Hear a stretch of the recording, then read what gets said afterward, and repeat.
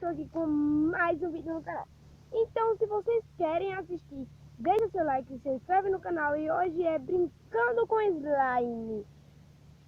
Olha, gente, essa slime, ela tá muito boa mesmo. Ela tem glitch, ela tá muito clique. Ela é rosa, gente, ela é muito bonita. É assim, eu botei hidratante nela. Olha como ela tá bonita, gente. E corante rosa, claro, né? Como ela tá rosa, então tem que ser corante. Gente, eu estou aqui, como se chama? Eu estou aqui na natureza, para inserir na natureza, né? Eu vim aqui pra casa da minha tia, aí é na rua, só que a casa dela é tipo sertão, sei lá, no meio do mato, sabe?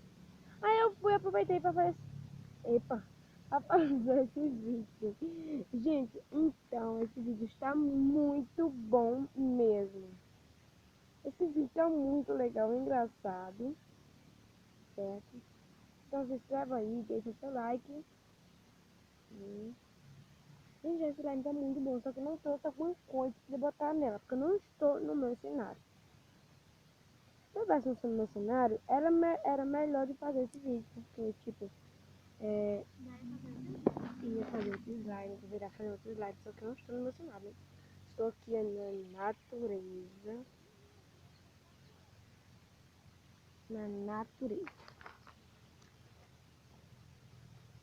Então, por isso que não tem como eu fazer o pique pra vocês verem. Eu vou tentar fazer outro canto.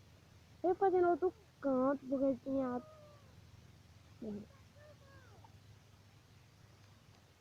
esse vídeo tá muito miudinho, porque, tipo, eu não tô no meu cenário, eu não tô num canto, tipo, reservado para isso, entendeu?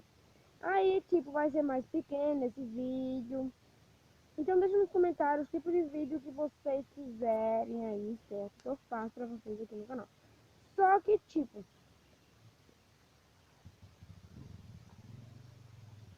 Meu primo vai sair, então já, porque já vai sair.